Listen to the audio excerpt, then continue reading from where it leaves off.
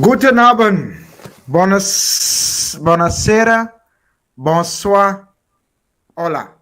I had to double check myself. And you know what? I was trying to do 2 or 3 things at the same time, and that can be a bit difficult for me, a little bit tricky, you understand? But what I was trying to think, right, was each language that I was saying it in, was the team of that country or language still in the Champions League? And they all are, right? So Guten Abend, Bayern Munich. Bonsoir. Oh no. There's no French teams. Oh no. Not even in the in the Europa League? No. Nice went through, I think. Nice went through. Now. In the Conference League. I was Conference League. Oh yeah, I was wondering. Yeah. Okay, I'm gonna have to take bonsoir out from next week. I'm gonna have to. Or maybe buongiorno instead of bonsoir. Buongiorno. Portuguese? No, Italian. Buongiorno. Italian. We haven't got Italian. I thought buonasera is Italian. We have buonasera is good evening, so we can say buongiorno, good morning as well for people around the world. To be fair, we have to say Portugal are still in it. So we have to say what's it? So we have to find out how you say in Portuguese. Tell us in the chat how you say. Come on, Michael, you should know this shit. You're the international guy in here, man. We got you for the knowledge, man. Come on, you should know how to say in Portuguese. Ain't no hope asking Bilal or me. And listen, I think Grizz is out in USA. Yeah, forget that. They don't know. Grizz can say it in Greek though. Yeah, I can say it in Greek. We ain't got the facilities for that. Yeah, we ain't got the facilities for that. Olympiacos, Panathinaikos, long days, man, long days. But people, obrigado. Is that Portuguese? Yeah, but it's not. That's not good evening. I think that's thank you. Yes, thank you. That's the only Portuguese word I know. Obrigado. I've researched a good evening for Portuguese that boa noite or something like that. You know the Portuguese got twang. You can't even pronounce it properly. No, you can't pronounce it properly. Just send it to me and I'll work on it during the weekend. We'll have it ready. No problem. But people, Portuguese. Big show lined up. I'm telling you, big show lined up. Smash up the likes nice and early. See you soon. That was earlier. We're seeing you right now, live and exclusive. Welcome to another episode of Eurostars. I think we've done a strategic move by delaying it a day from our normal day, like Wednesday or Thursday. I think the strategic move wasn't strategic though. I think it was pure fluke. Let's be honest, right, guys? Let's not, let's not beat around the bush. It was pure fluke. But instead of talking about very routine Champions League games, I think everything went according to plan. Madrid were expected to go through, of course, against Liverpool. Who else was there? Napoli. Napoli were expected to beat Frankfurt. Everything went to plan. There was no big shocks, no big movers or shakers. Tottenham, Milan were exactly how we thought it's going to be. Porto, Inter, exactly how we said, going to be a tight affair. And we knew Manchester City are going to go through, but maybe we didn't expect the 7. And as I said, Napoli and Madrid. Obviously, that was quite smooth sailing, but we've got the draw, guys. First and foremost, we've got the draw for the Champions League and the UEL. And of course, I've got a nice set of panelists to talk me through it. Some may be excited, some may be disappointed, some may be glad that they're out. Bilal, all eyes on you. How are you, bro? Yeah, man, I'm good. Listen, first of all, when we get into our game, the Arsenal, I know we want to touch on that later. We'll get into it. The Europa League is an interesting competition, at the very least. We spoke about it in previous shows, how I personally have not enjoyed it over the last few years. And I'm not surprised, obviously, what happened last night for my team. But yeah, in terms of that, the Champions League was as expected, as we said. But some of the things we saw, though, Haaland, 5 goals, like, stop it, man. Listen, I'm not enjoying what he's doing, but you've got to hand it to him. He's with Haaland, right?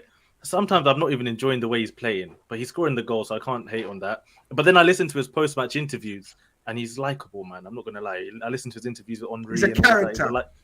Proper character, man. So I do like him in that sense, but... He's exactly the opposite of what he's perceived on the pitch. So on the pitch, he's just perceived as a robotic machine, no character, no personality. Just give me the goal, give me the ball, and I will score. That's his program, to get the ball and score a goal. That's what he's programmed to do. But off the pitch, if you see his interviews, he's funny, he's sarcastic, he's quirky. I like his personality. He's one of those ones from this generation. Even before he joined Man City at Dortmund, I'm seeing old posts about him talking about KSI and stuff like that. It's that weird, like double life, kind of double personality to him. That's what I kind of enjoy about him. On the pitch, he's that Viking. That's his marketing on the pitch as well. But off the pitch, he's a class. Is he humble, Bilal? Is he humble? Or he's like a Mbappe kind of character? No, Mbappe is way more arrogant than him. I think he's fine. I think he's confident. It's not arrogance. I think he's very exactly. confident. There's a difference between having great confidence and that line between great confidence and arrogant. I think he's got a lot of respect for his opponents. Yeah, he was asked a question. He was asked, what do you think you should improve? He said everything. He said, there is nothing perfect. Everything should improve in me, even scoring goals. He said, I'm not perfect, and there is a long way to go to be a better player. And that shows you that this kid wants to work. I think he's different, Cranking. I think he's different from Zlatan. Michael, would you say that as well? He's completely different character as Zlatan. Zlatan was the epitome of arrogance, just over the confidence, right? Oh yeah, I fully agree. Even though I love Zlatan, he's one of my favorite players. Yeah. This is what we do in the Nordic countries. We're very sarcastic people, and Haaland is the prototypical Nordic person. I love it, and he's flowing with confidence, and he's not, I wouldn't say arrogant, but he just knows that he's very. What he is. He knows what he is. Yeah. He knows he's going to break records. Griggs, anything stood out for you in the Champions League? We'll touch upon first. Anything that you thought, maybe the Napoli demolition job? Well, pretty honestly, Porto's bad luck in the end. That was kind of hilarious. Bad luck. Yeah. I'm not taking it. You play 180. I'm not taking it, Michael. I'm sorry. No. I'm not taking it. I'm not taking it. No. I'm not saying that. I'm sorry. You're not gonna sit here. You're not gonna sit here. And I'm sure that you watch Man City again. I'm sorry. I'm not taking it.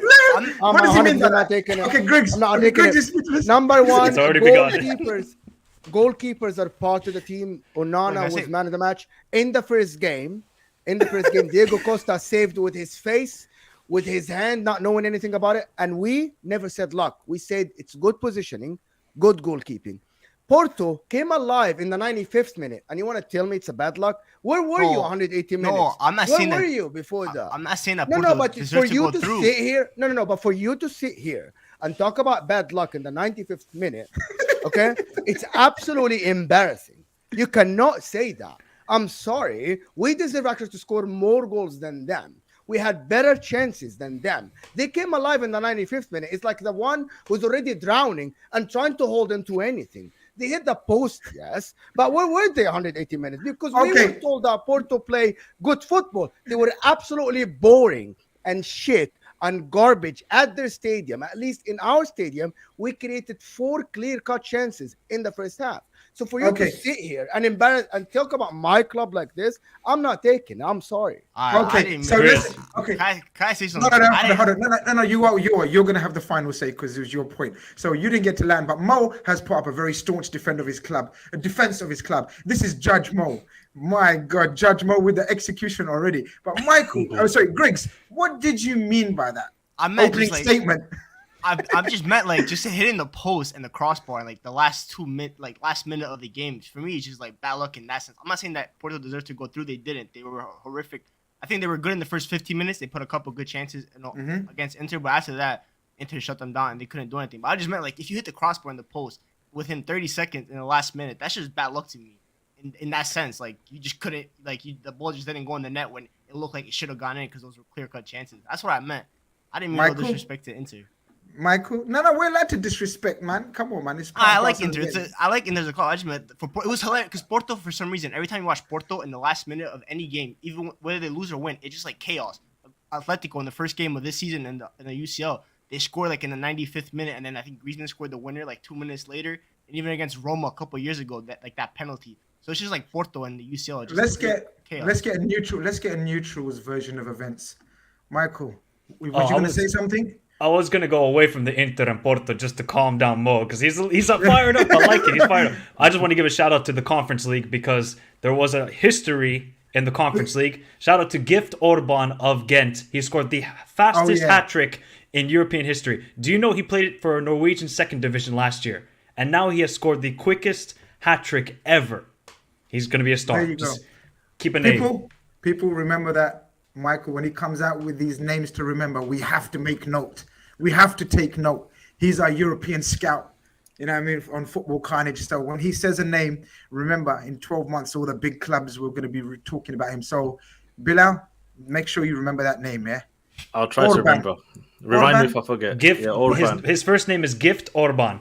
Where's he from? Hungary or something? Nigeria. Orban, isn't that the Hungarian president? Anyway, that's a different story. Yeah, you're thinking of the centre back from Leipzig. That's the centre back. Yeah, I know. Yeah, I know. Tiny says after all that chat, Inter must be another Portuguese team. Actually, absolutely not. We're not favourites to this game.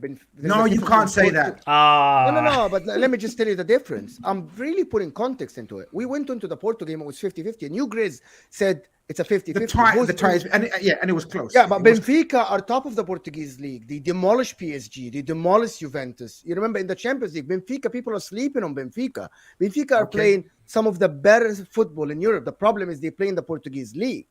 And at this moment, and they are demolishing the league, to be honest. So let's start with that game. Let's start with that. Why we run? Basically, we've crashed into the Inter game. So let's get into it. So Inter get drawn to Benfica.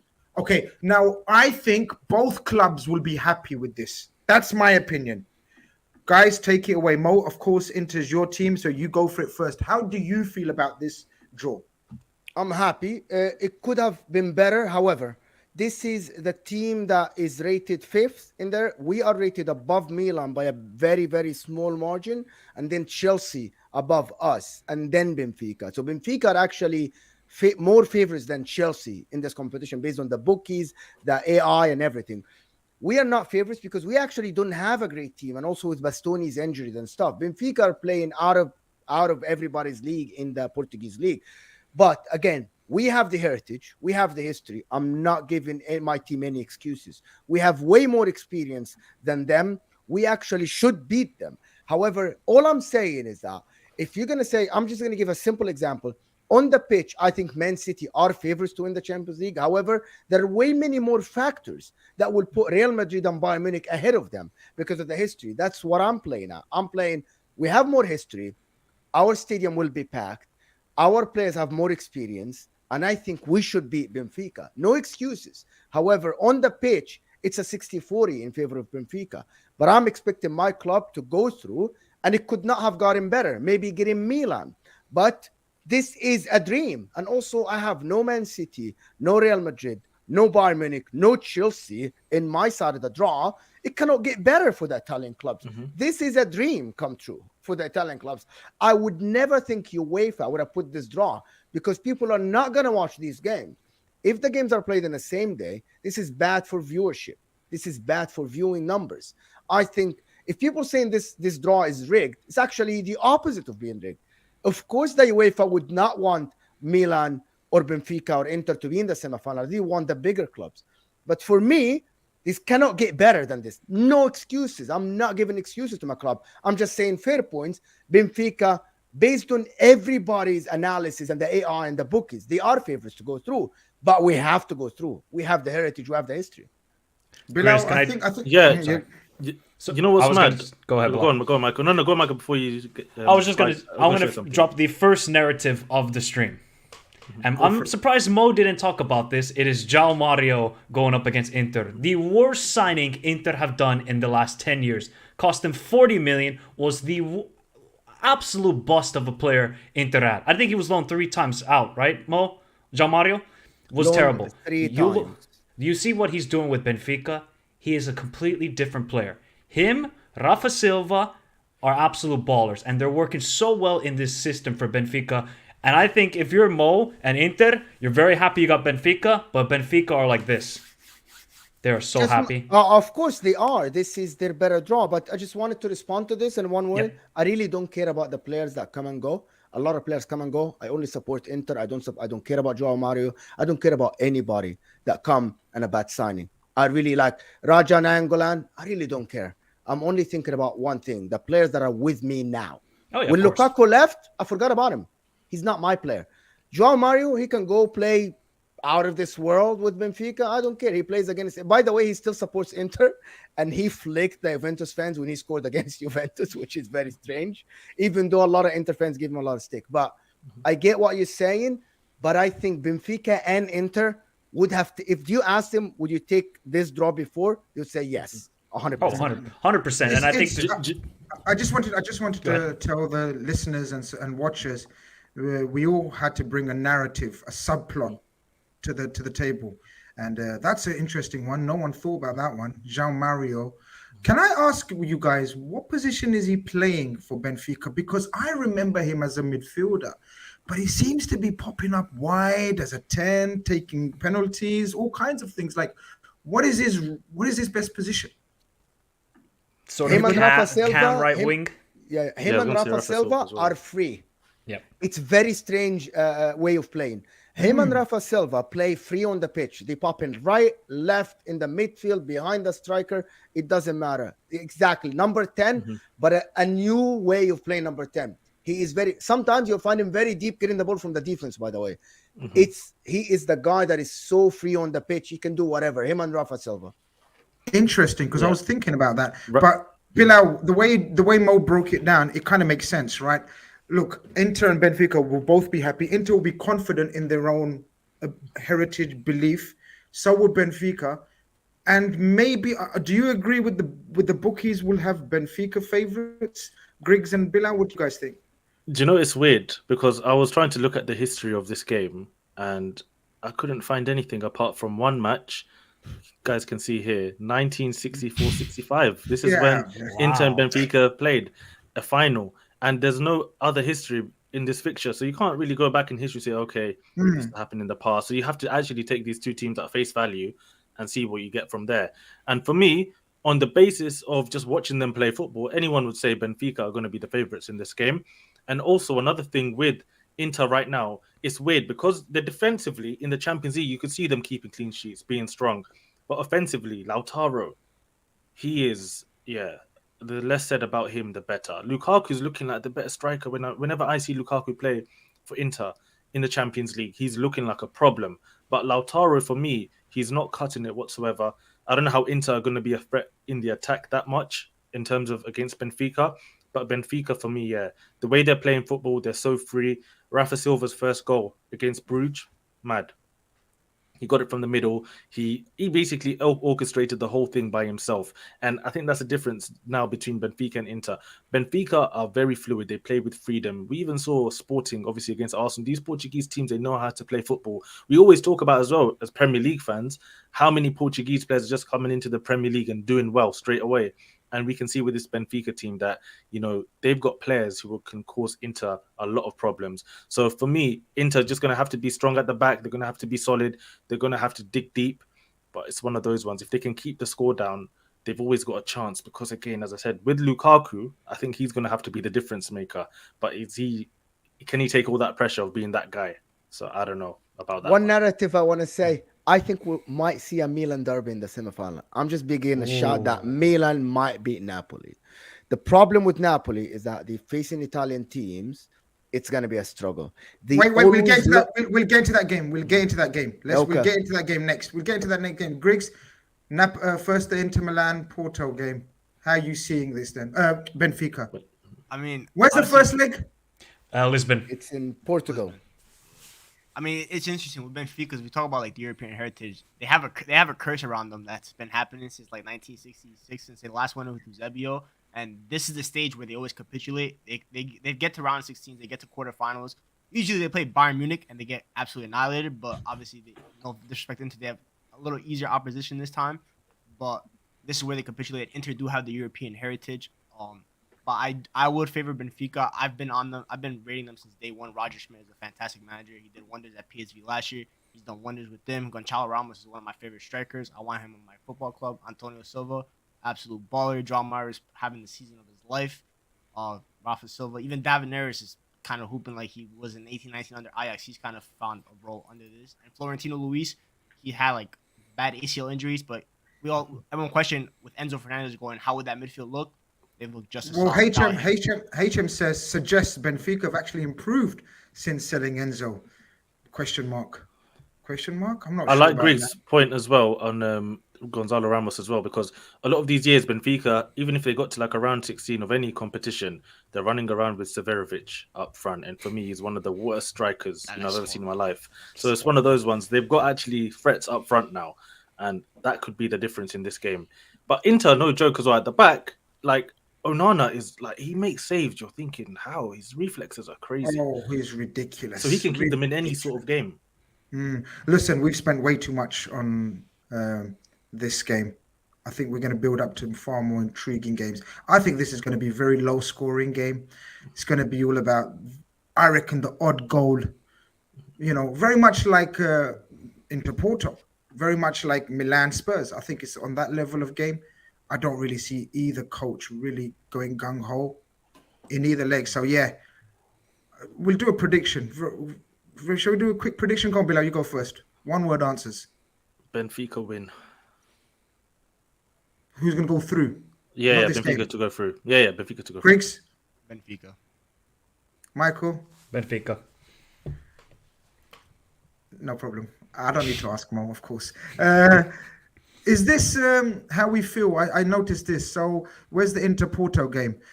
I guess that sums it up, right? Not bad. And Benfica are quite happy with it as well, right? This is quite perfect for this game. What do you guys think? Benfica, this is their greatest opportunity to make it to a semifinals and a final. Because they haven't been to a semifinal in the Champions League since 1991. This is their time. The squad is gonna get torn apart again. They're gonna sell players. Maybe the manager's gonna go. This is their time. If they don't take advantage of this, I don't know when it will be for Benfica. Okay, then we go to the one that that Mo wanted to speak on, the other all Italian affair. Wow, guys, do we think, is this how we're feeling? Napoli are all excited, whereas Milan are thinking, what is my life? But Mo thinks otherwise. Go on, Mo. Let me put it in a Milan would not have wanted to face Inter. Milan would not have wanted to face anybody else. Milan will fancy the chances only against one team in this draw, which is Napoli, just because they're Italian. Just because Napoli always look up to the Milan club. They always think they are second favorites in these games. On the ground, Napoli are the better team. No question. They should demolish AC Milan. However, AC Milan will go to this game thinking, if we would have picked a club, we would have picked Napoli. We would not. They don't want to have a Milan derby. It's a lot of emotions there. With Napoli, Milan always will go to that game thinking, as a Milan club, we're better than you. We have more history. We are the bigger club in Italy. We have bigger fan base. We are the better club here. Yes, I would pick Napoli to pick the game on the pitch. And I'm saying it, on the pitch, there are a lot of stuff that can happen on the pitch. You can be the best team. However, Real Madrid have not been the best team in all of their games for more than 10 minutes, but they won all the games last year. They went through the round of 16 all the way to the final. Heritage, history, confidence. Milan will remember they won the league last year. This is the ultimate. How Mo's built it up, I get it. This is the ultimate heritage game. And big brother versus... not even little brother, little cousin. Like Napoli's a little cousin to the big brother. AC Milan is the big brother. Inter AC would have been the two twins, fighting off each other. This is the small cousin. But this small cousin right now is hot property, Michael. This little cousin is the talk of the town. Big brother surely won't just rely on heritage. Will heritage and name and aura get them through this tie? This is really fascinating. I must admit, I didn't see it like that, but Mo has built it up to be fascinating. I agree. No, and this is usually the case when two teams from the same league go up against each other. It's very tactical, in my opinion. All the form goes out of the way, and what previous results between the two teams, they go out of the way. This is all down now to how can you perform in the pressure moments. I think for Milan, they've gotten a little bit better. Look, attacking-wise, I don't think they're good right now. Like, it's Rafael Leao and that's it. Because Giroud in 2023 is looking old. But defensively, they look so much more solid with Kalulu, Malik Thiaw, and Tomori. If Tomori and Thiaw how they dealt with Kane, they're gonna have to do something against Osimhen, and they're gonna have to hope Kalulu can do a job on Kivica. When they met earlier in the season, I believe it was 2-1 Napoli at the San Siro, and it was a late winner from Simeone. You know what's even more funny? They're playing against each other 2nd of April. So they're going to get familiar with each other a week before the actual game begins. So there's a really good plot twist with this matchup. And the only difference is the second leg is in Naples. Not a lot of teams have gone to Naples this season have won. The only team that have done it is Lazio of all teams. That's the only team. So they've created a fortress. Milan have to win at the San Siro. If they don't win, I think it's over the time. Chance. Yep. I didn't know that they play each other in the league in the week before. Do you know that reminds me of, guys, when we used to play Chelsea in the semi-finals, Liverpool, Chelsea, and then we used to play them in the week as well. And Chelsea were by far the better team back then. Like Chelsea were the Napoli, well, not like the Napoli, but Chelsea were demolishing everyone, and Liverpool were poor, pale shadow of themselves, very much like Milan. But we used to be able to raise it. I wonder, guys, this will be intriguing if Milan can raise it, one last hurrah type thing, and get into the Napoli heads. Do you know what I mean, Bilal? Like, you know, this is big brother, know your place, but these guys don't know their place, man. The world's their oyster right now. Napoli, Osimhen, Kvaradona, Lobotka. We've mentioned these guys on a weekly basis. I'm excited for this game suddenly. The way you guys have sold this game to me, now I'm more excited than I was. I was excited already just to watch Kivica and Osimhen already, right? But now you guys have got me even more excited because it is true. Even remember Barcelona, Real Madrid, how many years ago when they played like 5-6 Clásicos? I felt like in a month. Like every week felt like a Clásico they were playing against each other. Champions League, was it in the league, the Copa, everything was, they would just keep on playing each other. And the thing with Milan, they're familiar with Napoli anyway. You know, when Napoli play a foreign team, right? As much as people are watching them from the outside, right? They're not as familiar as Milan are going to be with Napoli. So it's one of those ones. It's going to be prime, but I do think Napoli have it in them to overcome the heritage of Milan because of the sheer quality they have in their team. And with Osimhen, the way he's playing, he's just a monster, and it's going to be hard for those defenders just to contain him. And then around him, you've got Kvaratskhelia, even Politano's putting in shift. Then you go into that midfield, it's going to be a tough night. And then the defense as well of Rahmani and Kim. Listen, that is an underrated part of Napoli's team. It's not just the midfield and the attack that's doing all the business. But yeah, Pioli, listen, with Milan, he's an interesting man tactically. Like he changes things slightly here and there. He plays different formations. He's trying to get the best out of his team. And there's always a chance. They've still got good players. They can still cause Napoli problems. But yeah, I think that first game in the San Siro, that's where the game's going to be probably won, or the tie is going to be won and lost for Milan. Griggs, do you give Milan any chance the way we've hyped it up? Or it could be a damp squib. Napoli could come out the tracks, you know, and demolish them in the first leg. Because listen, let's call a spade a spade. I've said it from the start. Milan, for me, are the weakest team in the competition. No question. I agree. I mean, the heritage is interesting because, like, obviously we talk about heritage, and the biggest example I always give is Real Madrid. But the reason Real Madrid had the heritage, they also had the players that have won it multiple times. This Milan team hasn't won anything. They want to see Real, but like in UCL, these guys haven't faced that pressure yet. In a sense, same with Napoli. So I think the heritage isn't as big as like a Real Madrid. Like the Real Madrid last year, those were 4-time UCL winners, most of them. So they've faced it. This Milan team hasn't. But I think Michael mentioned the April 2nd matchup. That's a crucial matchup because if Milan can land an early blow on Napoli, that's when he gains psychological. But there's no way, in my opinion, and I'll be shocked and amazed. And guys, make sure we speak about it when in the Eurostars of that week.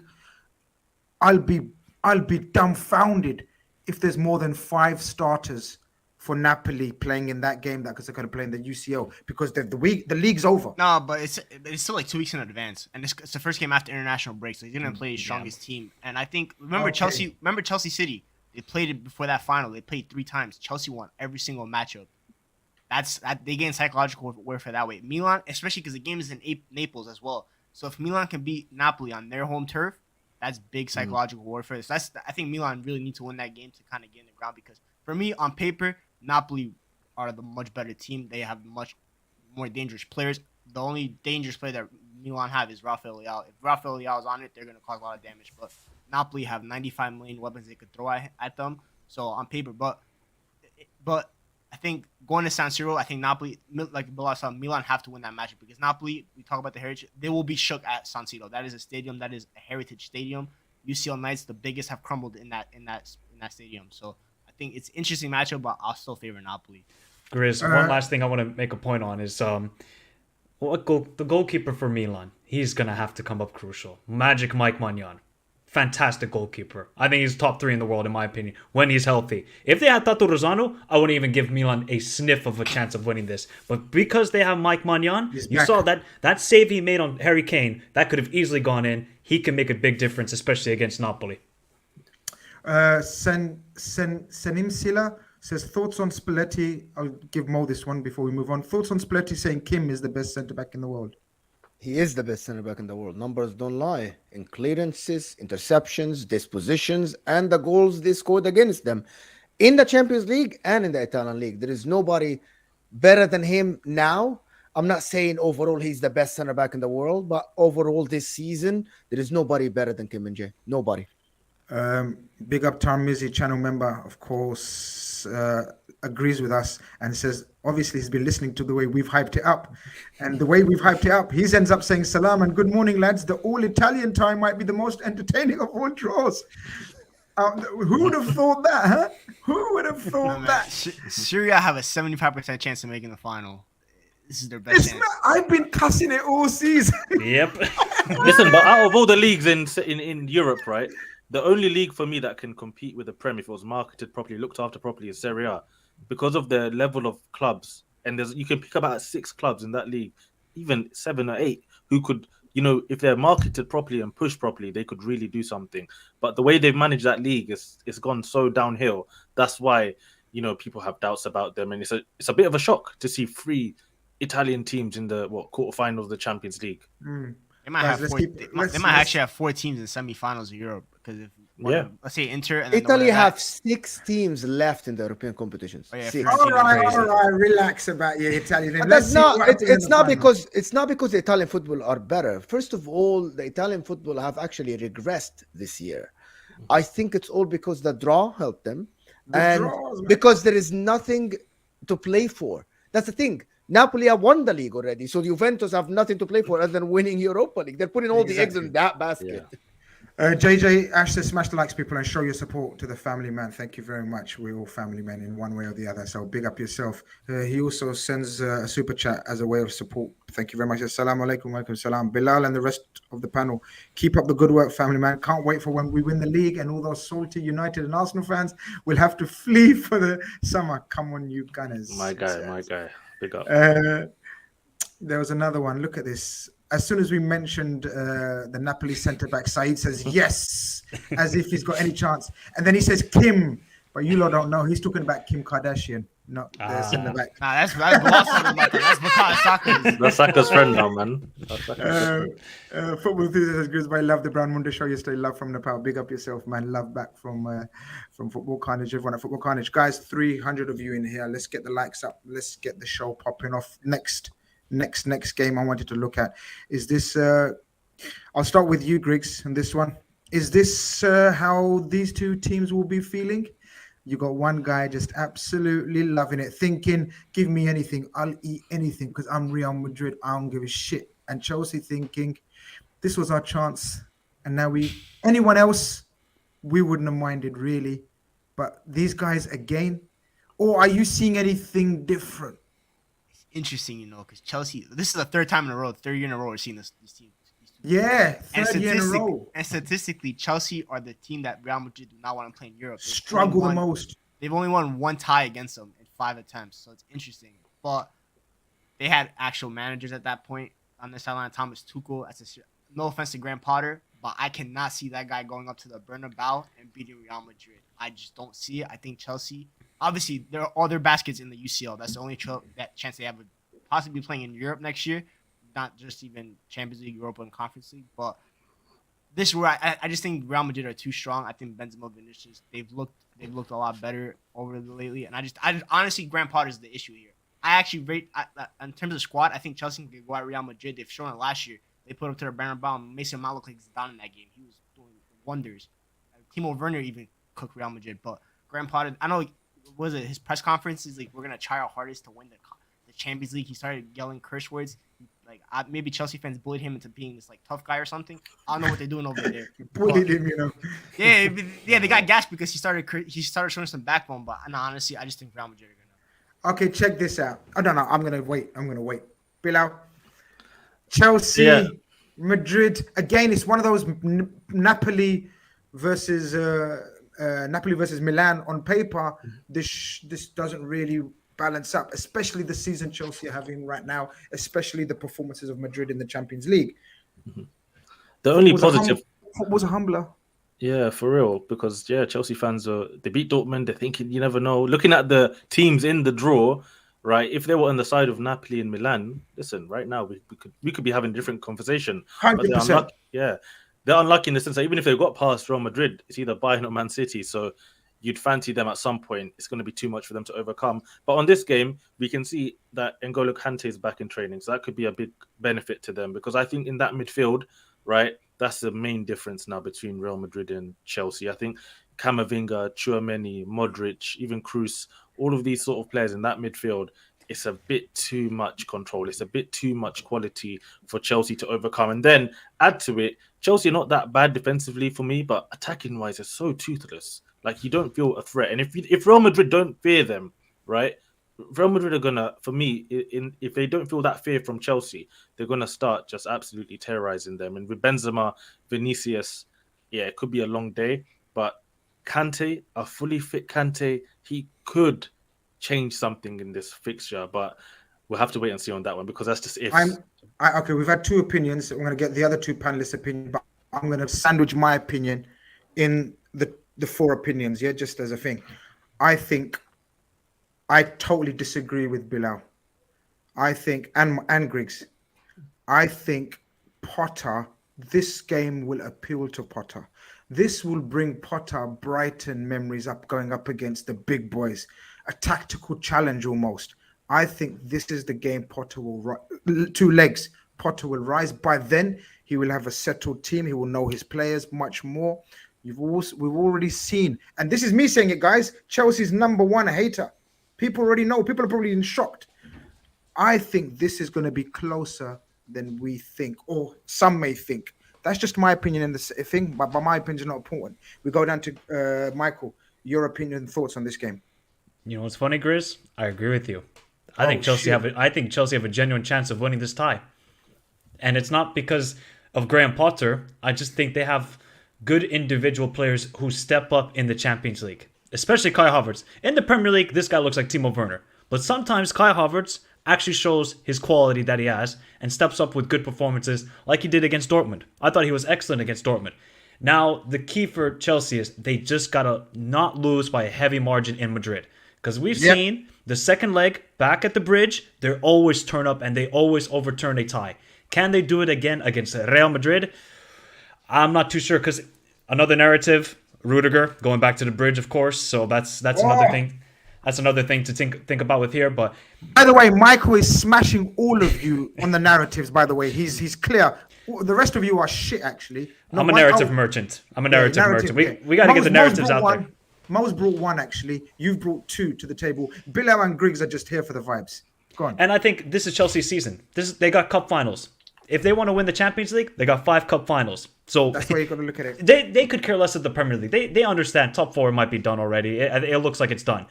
They will solely focus on the Champions League. And I think they can put up a good performance. The only problem is, I think Real Madrid are going to go all in for the Champions League because if they lose El Clasico this weekend, it's done. La Liga's done. So they will only focus on the Champions League. So it can get really interesting this time. I would slightly go with Real Madrid, but by a small margin because I just think Chelsea can turn up on these big nights. Mo? I think we're actually fooled by this Real Madrid team. I think. Oh shit! So we started. Have you noticed, guys? We started off with the youngsters, right? And they were like Madrid, Chelsea. Then me, old man in the middle, said, "Calma, trust me." And now the two guys at the slightly more experienced than the youngsters are saying something. Infiltrated the Mo and Mike. Listen, Real Madrid, they are favorites and everything, right? But. Is anybody watching Real Madrid? They're scraping wins. as much as we were fooled by Liverpool winning against Man United 7, and we are fooled by also Real Madrid winning against Liverpool 5.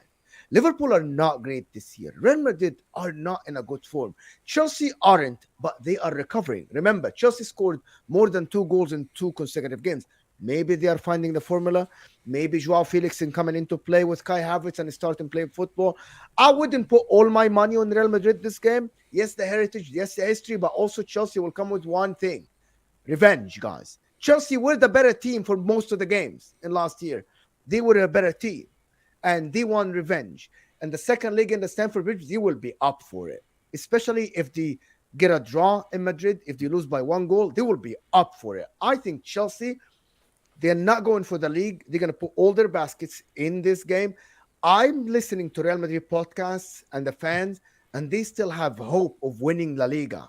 They still have hope that they can challenge Barcelona all the way to the end. I think this game is going to be closer than what we actually think. If Chelsea play the same way they play against Dortmund, they blew Dortmund away. We remember when they blew Dortmund away, they scored 3 goals.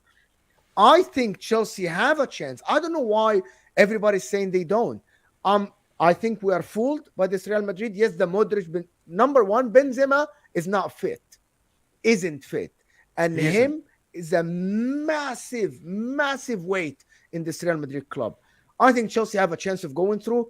I think they would not have chosen Madrid, but they would not have chosen Bayern or Man City. They would, if you ask them, they would say maybe Benfica, the Milan clubs, but Real Madrid, it's not their worst thing to come our way. Daz says, if Madrid win on Sunday, they still have a chance for the league, so that could still be a distraction for them. If they lose, then Madrid all in on Champions League, and then they win the tie. And I think that's a very sensible way of looking at it, I guess. Just a couple of super chats before. There you go, kids. You know what I mean? Just not always believe the hype. When Real Madrid turned Chelsea over, they both triggered one at the same time. To be fair, I said Chelsea can compete with them squad wise. I just don't trust. I don't trust Graham Potter. And I think we talk about the bridge, but Real Madrid put up to the bridge last year, and they put a 3-piece on them. So I'm 3 in 15 minutes. And Mo, you know your point about Real Madrid not like looking great. They're not the same. This is like even last season. Did they look good at any point? Yeah, they did. They play in like 30-minute spells where they obliterate teams. Yes. So I don't read the future. I don't see the small details. And nobody can. Don't give me any guy any pundit, someone who analyzes football can see the small details. All we can analyze is what's in front of us. What's in front of us is not a great Madrid team and a Chelsea team that is recovering. By April, I'm not going to sit here and say Madrid are going to be better than Chelsea. Madrid in La Liga, and if you watch La Liga and you guys know, they're not great. They're not playing good football. They're scraping wins. They're not. And Benzema not fit. Removes 50% of the chances of this team going through. Good thing for him is his international break. Benzema has 2 weeks to recover now. So. Terry says, if Chelsea still a result, I'll eat my shoes and I got big feet. We want videos, brother. We want videos and send them to me. I want to see that shit because I'm telling you now, Chelsea, I'm telling you now, they're my dark horses. They're my dark horses. That's what I'm saying. And that Potter thing, Potter will rise. I'm telling you, you guys, too much heat on Potter for no reason. It's not his fault. It's not his fault. This club was a mess. For you, is that Chelsea favorites, Grizz? No, they're not. No, of course but not. You give them a chance, like the rest of us. If they were in the other side of the draw, 100%. Like then I would start thinking. No, but I'm talking about this tie. They have a chance. They definitely have a chance. So let me tell you the difference from the narrative that you guys are talking about, like Bilal and Michael. I'm saying that this is not a Leipzig Man City. We were sure that Man City will win against Leipzig. Yes. This might be a 60-40, a 55-45. Like, it's not like, okay, this is going to win. This team is going to win. Right now? I say 60-40. I say 60-40. I was going to say 65 for me. I was going to... See, a couple of weeks ago, it would have been 65-35. A couple of weeks ago. 80-20. Right now, I'd say 60-40. I think by the time the game comes around, it could be 55-45. Okay, we'll stick with 60-40. But Bilal, you're going to be wrong again. I'm waiting for any prediction of yours. I don't like being on the lost side. Nah, I might have to join. I don't like being on the lost side. This guy, he wrong too many times. Is a troll. Najib Football sends in a super chat. He says 4 players will be crucial for us to stand any chance to qualify. Kante, Mendy, You think Mendy's going to come back into the picture? Oh, Mendy, Mason Mount and Conor Gallagher? I forgot Mendy was at Chelsea, you know. And Mendy. Potter has emotion, isn't a robot. Mendy, Mason Mount, Conor Mendy? Gallagher, bro. Gallagher. Bro, Mendy and Gallagher are just sneaking into this picture. How did they? None of these. I'm not gonna lie though. I kind of want to see Gallagher versus Valverde. Just them two running the whole game. Valverde run him over, PMP, man. guys. Yeah, I'm looking Valverde at overrated. Valverde is overrated, bro. guys, Yeah, but bro, I'm looking- Gallagher. We're comparing him to Gallagher. guys, I'm looking at Conte, Enzo, and Kovacic up against Cruz, Modric, and Valverde, and you guys are bringing me Conor Gallagher to the party. So many Camavinga, they're gonna play. Sure, many won't start. No, they won't. Nah, No, they it's won't. not Enzo No, they versus won't. Modric. It's versus Cruz because I think those are the two. But this is my point. It's going to be Enzo, Kante, and Kovacic. And I believe Enzo, Kante, Kancic, I believe they will be a match for that Madrid. Because Liverpool better. were... Are they not better, Grizz? Are they not better? No, you can't say that because No, Madrid's guys, Madrid's you're midfield is... hyping Chelsea too much now, guys. I understood at the beginning, but Okay, we see. like, I'm not saying that they're not. Bilal, They're sorry. good players, but we're We talking gotta move about. on. We gotta move on. Are we not gonna talk about? I know why Bilal was doing this, so we don't talk about Arsenal. We will talk about Arsenal. Must avoid. So I don't know why you're wasting time on Champions League when you're not even in it. Like people are already saying, why is the Arsenal guy here? You know what I mean? I will be there next year. Don't worry, I'll be there. Yeah. Where Kingsley says Enzo versus Modric tasty. Yeah, man, 100%. JJ Ash says Chelsea turned Madrid over. You must be having a laugh.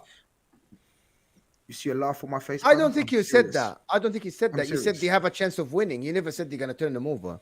Exactly. No, none of us said that, guys. No. What is this? This is Najib, terrible. he's trolling. Okay, Nah, okay, he's we know trolling, he's yeah. trolling.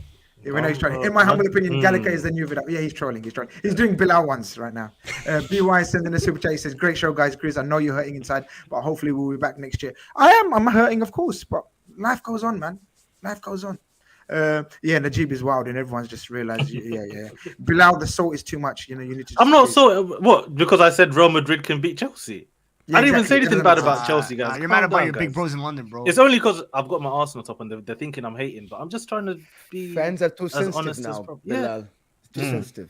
I think it was a wild opinion to say what I said. We move to the glamour tie. Now, what do we think about this caption first? Is this right? Like we were speaking off air and we were saying, are they the two favorites? Whoever wins this becomes automatic favorites for the league? Or the way we've spoken, Only ill of Man City. Madrid? Nah. You're still not feeling Bayern? Go on, we start the other way around this time. We start with Judge Mo. Nah, not Bayern. For me, they were the worst team. I get in the first 60 minutes against PSG, a trash PSG. To be honest, I'm not feeling Bayern. Yes, the history, yes, the heritage, yes, everything. But to be honest, I'm watching them. They're not great. They're very inconsistent. I don't think the team is playing the same football that Nagelsmann wants to play. I think this team, when you're not having the ball position, when you don't create chances against PSG at home, questions have to be asked. I think Man City are favorites to win this tie for me. Bayern Munich have the history. Bayern Munich have the players that won it before, and everything about Man City are fired up. The 7-0 is not something that we should look over. We should stop and think about a team that wins 7-0 in the Champions League is not something that happens every day. A player that scores 5 goals, he's going to be fired up. I think for me, if Bayern Munich win, I don't think they are favorites. But if Man City win this tie, this is their chance to win the Champions League. That's just my opinion. Wow. We'll work our way up. Michael. I mean, I call this the overthinking derby. The overthinking derby. 3-1 to Michael in the narratives. This is probably one of the best narratives of the night. No, because The overthinkers. both of these managers overthink. I mean, maybe Pep has learned his lesson, hopefully. But Nagelsmann, this guy, he still overthinks it all the time. He's learning though, Michael, but he's just learning. He's learning, but he overthinks a lot. And when he overthinks, that is a detriment to Bayern Munich's style of play. This is going to be great. I cannot wait. There's so much quality on the pitch. Look at the midfield battle. You got Kimmich and Goretzka going up against Gundogan and KDB. The forwards, Haaland. I mean, do you guys know who's the only team that have scored against Bayern in the Champions League this season? Oh, Only one team has done it. The team Victoria that Pilsen. play Victoria Pilsen. yeah. That is the only team that has scored against Bayern Munich in the Champions League. Not Barcelona, not Inter, not PSG. Victoria Pilsen from Czech Republic. That is the only team. So we can criticize, and Mo can criticize, says, oh, Bayern don't look great, they're inconsistent. I just think they're slowly building up. You don't have to look like the greatest team. And I think that's been the thing with Bayern. They always look the great team in the group stage in the round of 16. Now they are slowly building momentum. I think now getting back Sadio Mane, and we know Sadio Mane, this guy likes a big game, and he loves going up against Manchester City. So he's going to have to show up in this matchup. I think for Man City, they're slowly building up as well. So we got the clash of the two titans in this game. Although I always caution with City, whenever the second leg is away from the Etihad, how do they perform in Europe?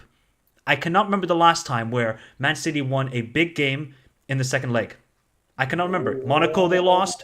Real Madrid they lost. Where else? I cannot remember the last time. I think they've lost to Real Madrid twice in the last decade. Away.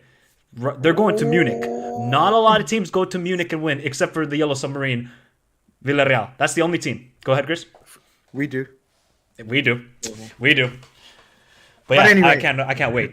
This is gonna be a great game. This is everyone. No one's really been able to. Okay, Mix made it very clear. He's with Mo. He says Munich are trash, right? Okay.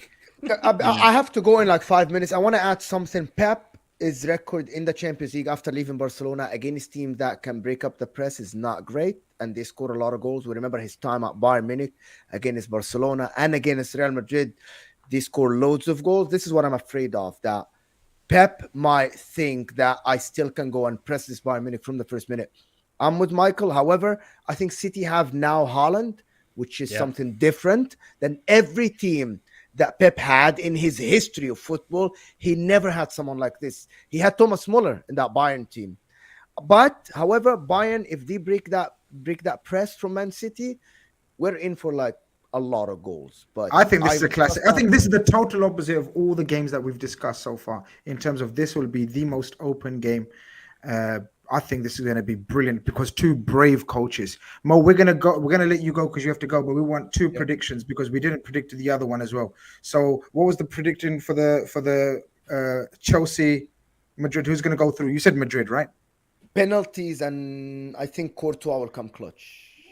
What penalties? Oh shit. Okay, and this one? City Bayern. I would pick City to go through, to be honest. I would pick City to go through.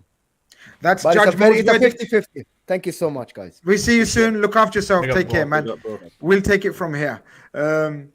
Yeah, look. It's a tough one. Griggs, how are you seeing this, man? Look, I didn't want to say this, but I think Free Mind says Inter fan are just salty. He lost to Bayern twice. But anyway, he's gone now. Griggs, how are you seeing this one, man? Bayern. I think how Michael said it was so true. I'm imagining both of them trying to work each other out. Graphs, pie charts, calculators, fucking everything out the night before, trying to work out how to get the upper hand.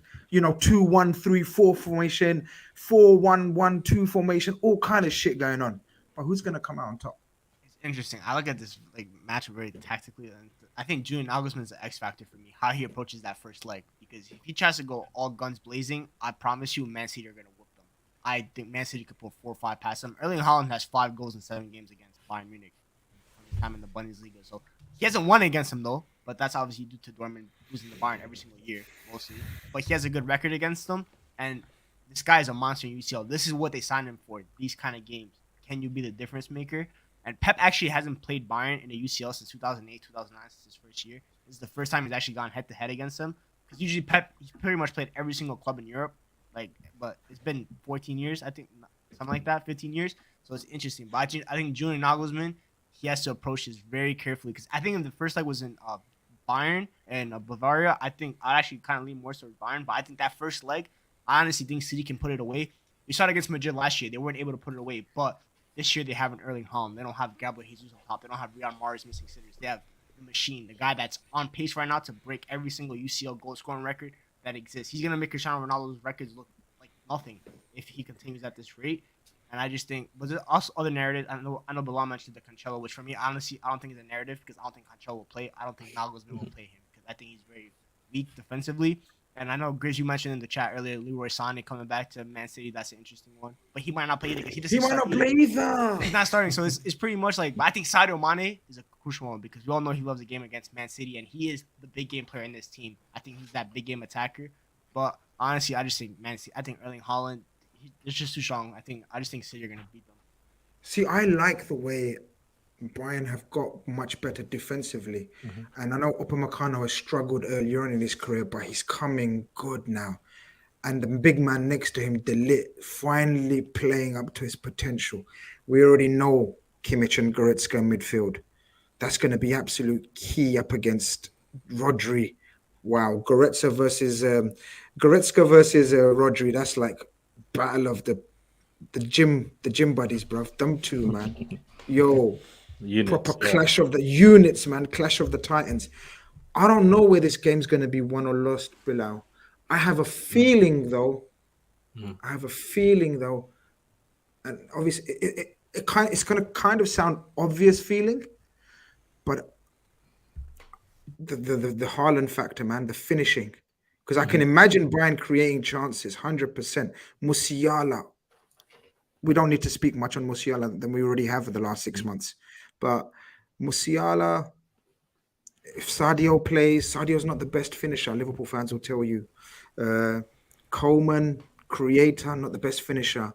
And the other fella, Choupo-Moting, yeah, look, fair play to him. He's at Bayern Munich, you know what I mean, from Stoke. Was it directly from Stoke? Fair play to him. PSG let him go, yeah. So Stoke to PSG to Bayern. Fair play to him. And Muller's not that same Muller of the old. I just think that's where it could be lost for Bayern. But to be fair, City have Ederson, and he concedes goals for fun. So he's the worst shot stopper left in this competition, honestly, if we're going to really be honest. He's the worst shot stopper left. So Bayern could actually get goals because, man, Real Madrid barely created chances, but they just scored the ones that they had to because Ederson can't save it. Honestly, for me, I'm not going to lie, I fancy Bayern in this game. I know everyone's talking about Man City. But when I watch Bayern, you just love going against Bilal, the I agree with you. Yeah. I agree with you, Bilal. Yeah. Okay, we got Michael. And I fancy them for many reasons, right? One reason is against PSG, they impressed me the way they were defensively, the way they set up, number one, right? I think that's tournament football, the way Nagelsmann's starting to get them playing. And the only time they really started to struggle and get out of their shape was because of Mbappe. And that's Mbappe because of his pace, because it's Mbappe. You can't stop him. You can't make a tactic really for Mbappe, right? But Haaland and Grealish and Mahrez and all of these guys, if they start to just play in front of Bayern, I don't think they're going to be able to unlock the door as easily as maybe a Leipzig, for example, right? And also, attacking-wise, they have players who are tactically more flexible, I think, than Man City. I think they're more able to change things in the game. I think the likes of Choupo-Moting, yes, he's more of a target man, but when you've got Gnabry, who for me is a big game player, one chance, one goal, right? He's that kind of player. Leroy Sané, Musiala, all of these sort of players now in this team, in the attacking sense, Bayern have a lot to offer.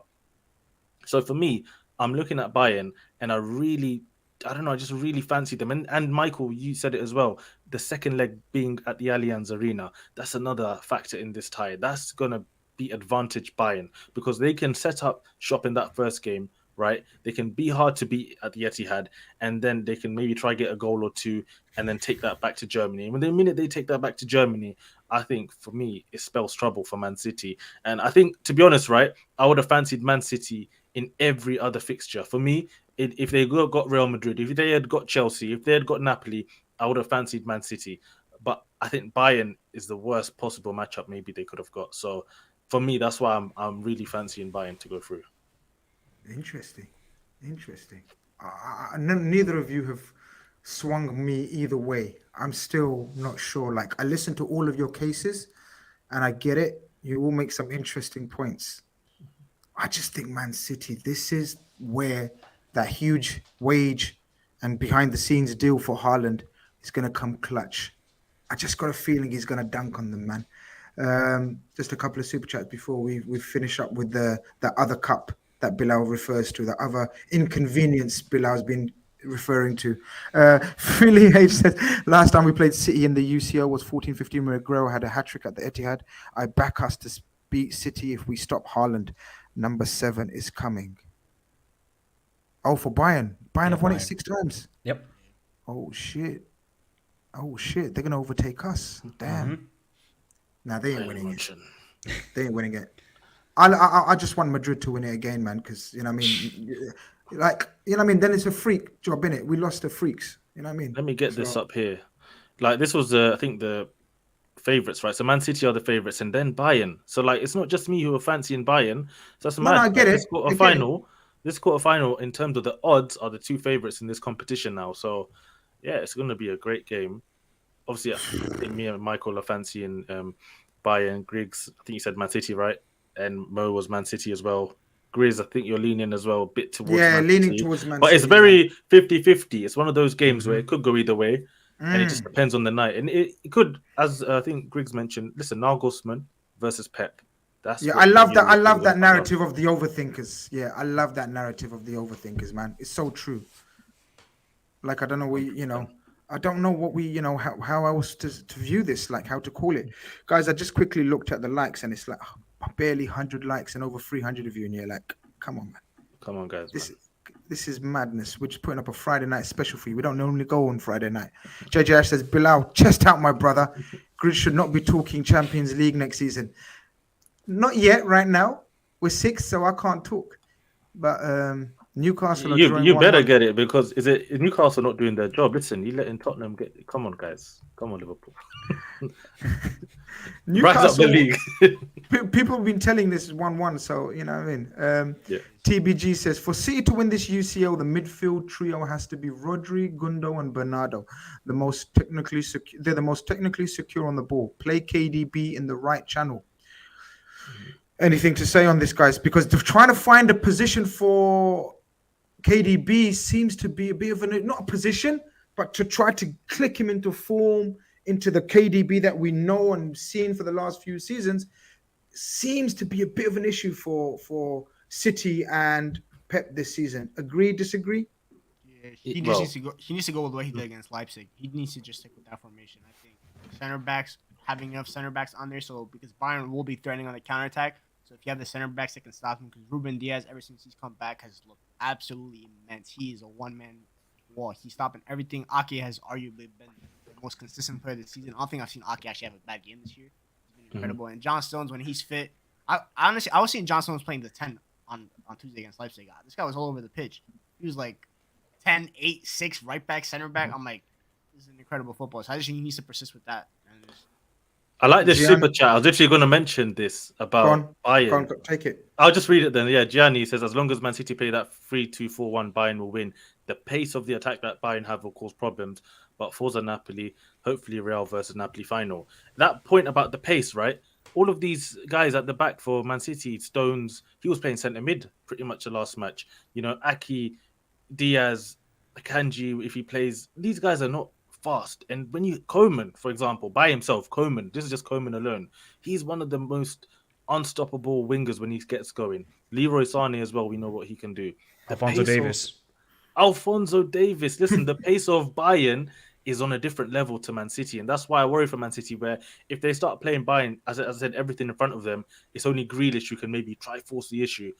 It's one of those ones. I could see them struggling. I don't see them struggling, but yeah, look, we know pace is kryptonite for Man City, but I've seen a slight difference how they play this season, you see, to nullify pace up against them.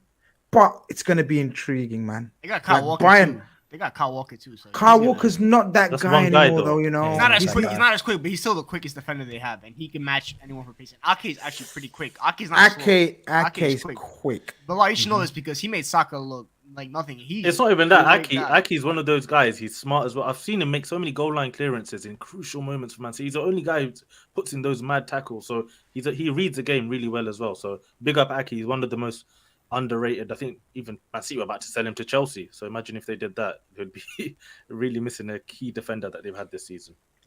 Yes, Yafu mentions Akanji is quick as well, but I don't know, man. Nunes stripped him, man. Have you guys forgotten, man? Come on, man. Listen, Akanji, I was watching him at Darwin, right? He was not. My guy Darwin cooked him, but nah, Akanji's I've gone off the boil a bit, but Nathan Ake has been the tremendous player for them. He's been like holding up.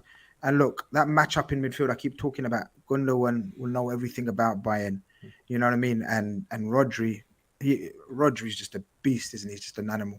KDB's gonna find form in the last 2 months. There's gonna be a period where KDB turns into Superman again. Do you remember last season where he just went 4 goals against Wolves? Yeah, around that, but not just that game. Yeah. That period, he just went, "Yo, I'm taking over."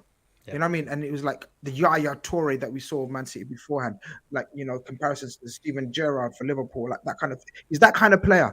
It's not looking rosy for him. I know it's Haaland taking all the plaudits and the limelight and everything, but KD's going to kick into form. Go on, give me a Bilal, give me a prediction. Who's going to go through? Yeah, for me, I've got Bayern to go through. I think the only negative point for both teams, maybe is even, I think someone mentioned the goalkeepers, right? Sommer, you know, having Neuer for so many years at Bayern, the difference, Sommer is not, he's a good shot stopper, but he's not got the presence, and Edison as well for Man City. So it kind of negates itself. But yeah, for me, Bayern definitely to go through. Griggs? Oh, Man City. I'm back comfortably, by the sounds of it. Okay. Michael? As of right now, Bayern. Leaves me to make the fourth choice. You've left me in a pickle here. City. Yeah, but not comfortably, like Michael's saying, but comfortably enough to get through. Yeah, I just think it's their year, man. But Grizz, do you count on Man City going away to Munich and getting a result when the pressure is on? I think they're gonna have a 2-goal lead. They have to get a 2-goal lead. They cannot go to Munich with a 1-goal lead. I think they will have it.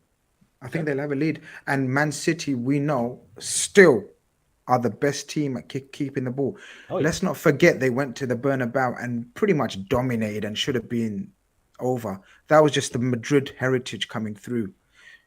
I don't think this Bayern squad has got that. That's the thing. I don't think it's got that. We know Sadio Mane has got it, but I don't know about the rest of them. I don't know.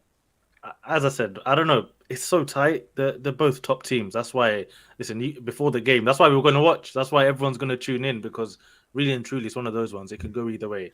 Man City's situation in the league will be crucial as well. I was checking to see. I actually wanted to know if the Arsenal game falls around that date. It's actually a week. It's exactly a week after the second leg. I'll find it. I think it's a week after.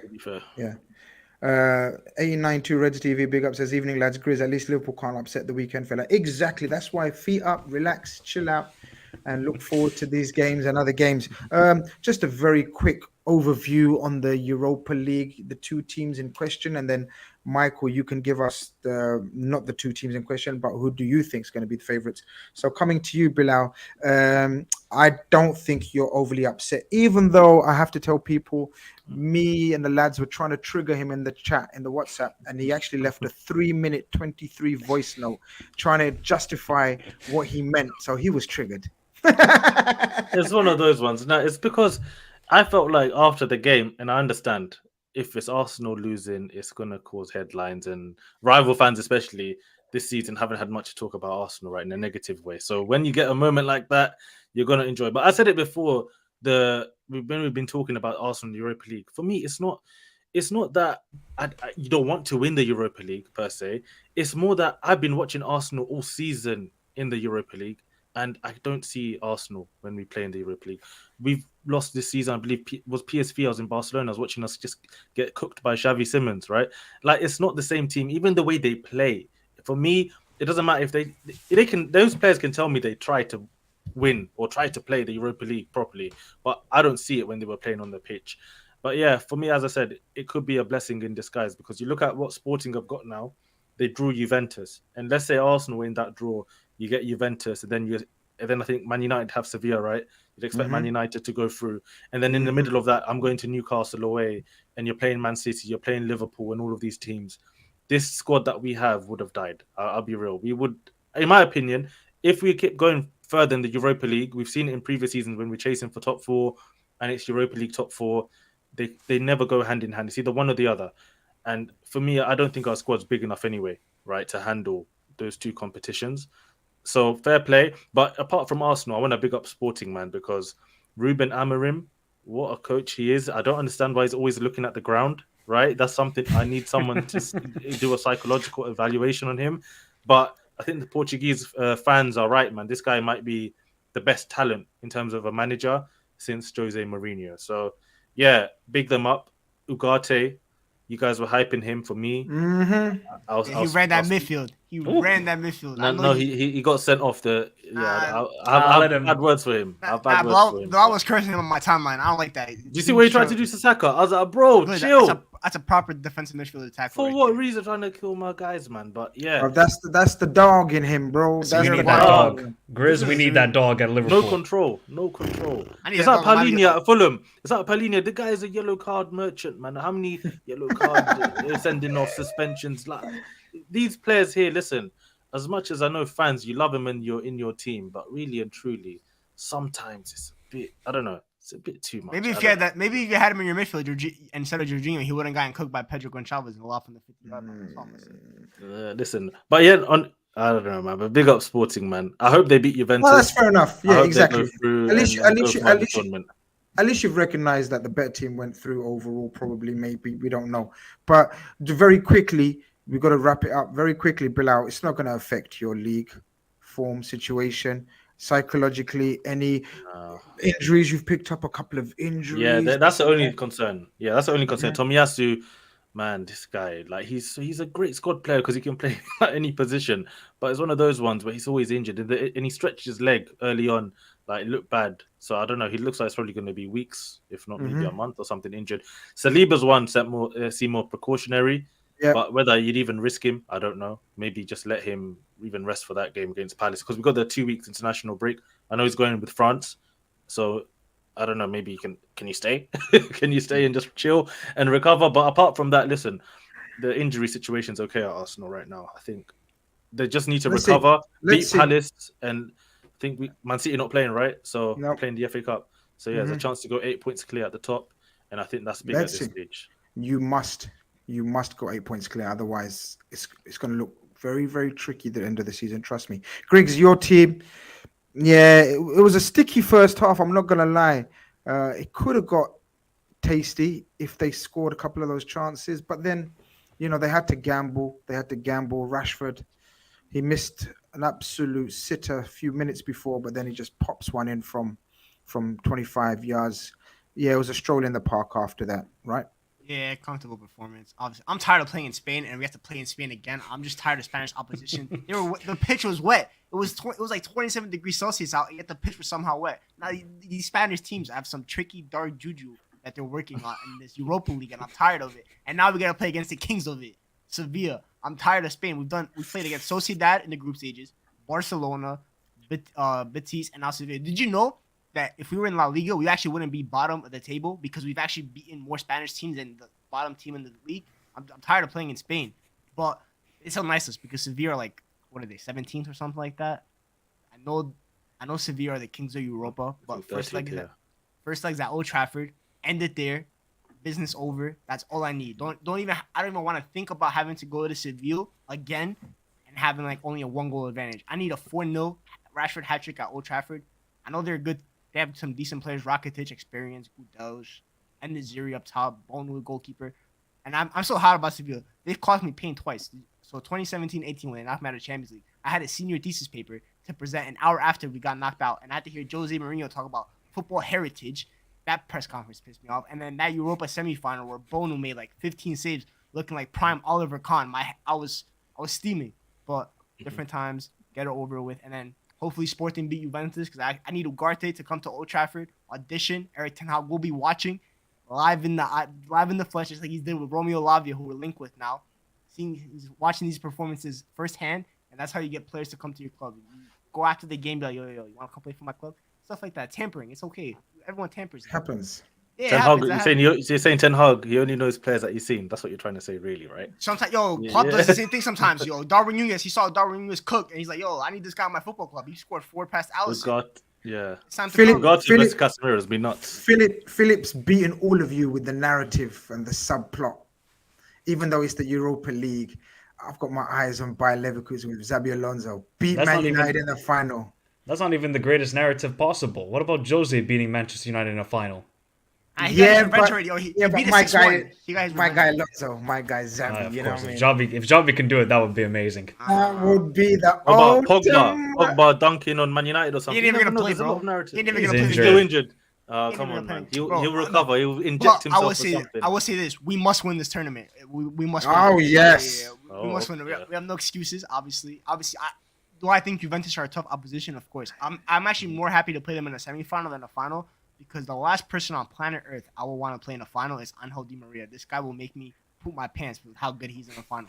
I don't think he's actually not played in a final and scored. Like every single final he's played in, I've actually seen this guy score. A chip, a bounce shot, anything. He'll score anything. So put him in the semifinals and bring Jose in the final. Bring Jose in the final. I don't care, man. Chris Smalling, Matic. I think United are clear favourites for the Europa League. I think. Arsenal fumbled another United Arsenal final in the Europa League. That's twice they've done Yeah, it. Arsenal. Yeah, that was. But Bro, Sporting I told you might have already to we're get never going to win this, man. No, Arteta in Europe. I think- Interesting conversations needs to be had about Arteta. All right, When we get Champions League, we can have this convo.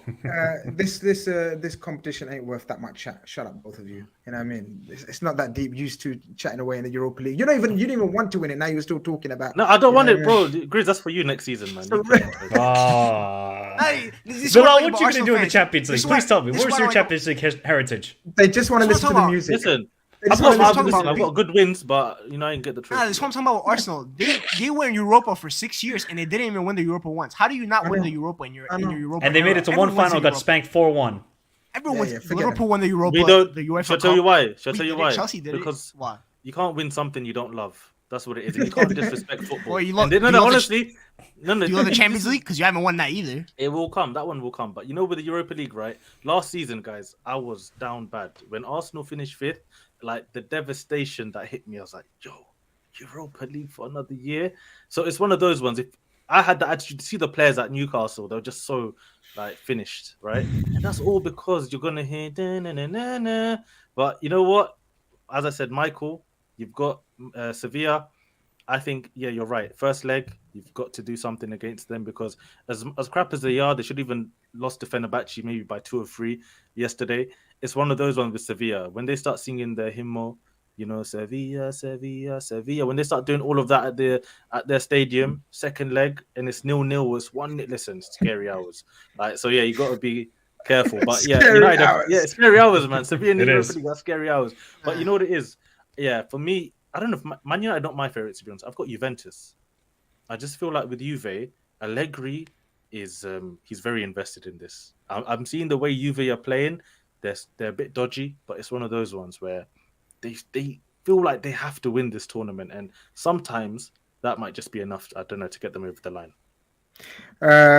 Michael, away from the 2 Premier League based teams, what's your hot tip for us? And what was your most enjoyable take from the Europa League? Oh, by far it was Sporting because that's just amazing what they did. Shout out to their centre back Diomande, who they just picked up from Midtjylland. What a centre back he's going to How be. old is he? I He think was 19 into or Arsenal, 20. you know, in January. He was Yeah, into us 19 in or January. 20. I thought he was coming. Yeah, he's a Yeah, beast of a remember player, man. that's He was only Sporting. just playing in the second division of Portugal like 3 months ago and already playing in the Europa League and putting that performance at the Emirates. Shout out to him. And Pedro Gonçalves, yeah, that's Puskas goal of the year already. How do you do that on Ramsdale at the Emirates? Oh my God. What? That was unbelievable to watch. But I think there's one team that everybody's sleeping on in the Europa League, and that is Feyenoord. They just spanked Shakhtar 7-1. And Shakhtar ain't no joke this season in the Europa League. And I think somebody, yeah, there we go. Arne Slot, another bald Dutch manager. What is it with these Dutch managers being bald and they're good, except for Alfred Schroeder? That's the only one who's a fraud. All the No other one's too ones, bald. they're actually good.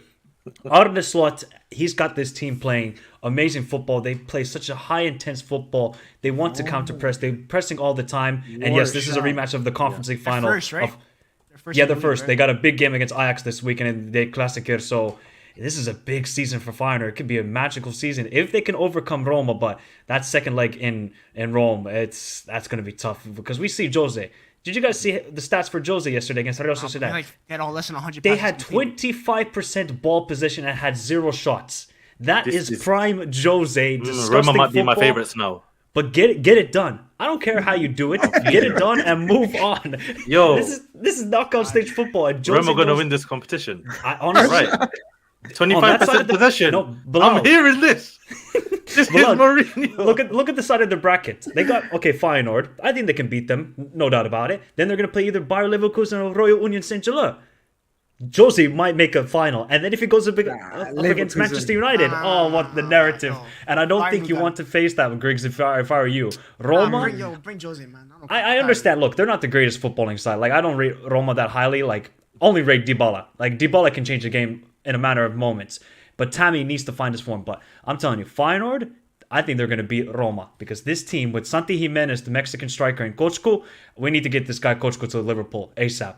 This midfielder, how he's able to drive with the ball and shoot from outside the box, he is a wonderful player. Only like 22 years old and already captaining Feyenoord. He's a very good player. Well, that's a name to watch out for. But yeah, look, I think this is Manchester United's tournament.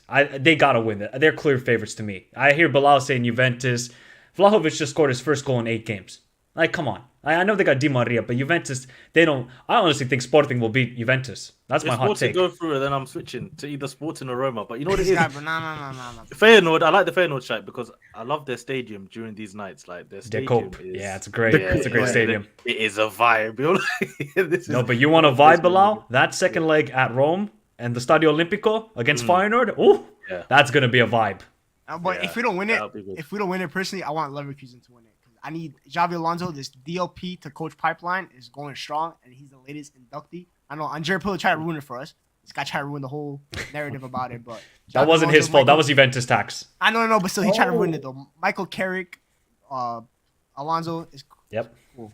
Was it actually? Check this out. Tony Bloom, the Brighton owner, owns Union St. Gallen too as well. Wow. You see, Brighton's football's working well. Bully just bought a club too. He bought Strasbourg, Strasbourg, yeah. Strasbourg, yeah. It's Wenger's hometown, man. Chelsea, go away, man. No, he tried to buy. He tried to buy Lyon. That would have been crazy. They allowed him to do that. I think the Crystal Palace owner brought them, no? Leon. He has or one of the owners for Palace, He needs to go find a manager and not Roy Hodgson. Yeah, that's why. Palace. Yeah, Palace. We speak about them on Monday, Premier League Khanage. We'll check out the Premier League headlines if there's any. There's not really any headline games, but we'll see. Something might happen. Newcastle have just taken the lead away to Nottingham Forest. The game's the game. It is what it is. Life's different.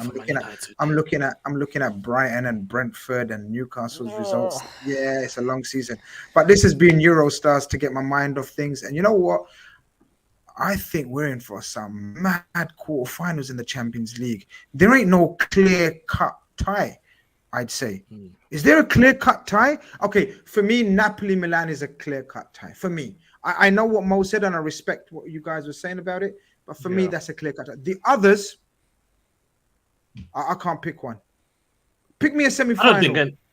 Pick me the 2 semi-finals below. Yeah. What, the best ones to watch? No context. No. What's going to be the 2 semi-finals? Oh, the 2 semi-finals. I've got Bayern and who's the Real Madrid? Yeah. Right? They're going to play each other. And Napoli, Benfica. That's my semi-final. Anyone disagree with that? Because I think everyone had that. The more I think about it, I'm not going to lie. I'm leaning towards Chelsea. I don't know why. What the fuck? I don't know why. It's just, you know why? I think this is just, I think last year with Chelsea, I'm actually, the more I think about it, this interim, there's a new manager in the middle of the season winning Champions League. This is like the 3rd time. I'm actually starting to get a little worried about that they're going to do it again. They're back, like Mo said, they're picking up form a little bit. Kai Havertz in the Champions League, like Michael said, actually turned into something different. And Real Madrid, I don't know. I just don't think that they don't have it to win back-to-back Champions League. I think they did, obviously, they've done the 3-peat, but they had Mr. Champions League at that time. Cristiano Ronaldo, that was a different monster of a team. I don't know. I'm actually starting to think that. I mean, Grizz, just the mere fact that one of Napoli or Benfica might be in a Champions League final. Wow. That's unbelievable to watch. I hope one of them win it because that would be amazing for football. Victor just shows you don't need all of this money. All you need is just good recruitment and spectacular management. Napoli is one of the most crazy one. Come on, Napoli. Summer. We need it. Come on, Napoli. We need it. Come on, Napoli. I'm running Osimhen Ballon d'Or prop. I'm running it. Guys, this has been Eurostars. We've changed the Young Bucks' minds near the end. They're coming around to seeing our way of things. Always. Wisdom always comes through. Take care, people. We see you again.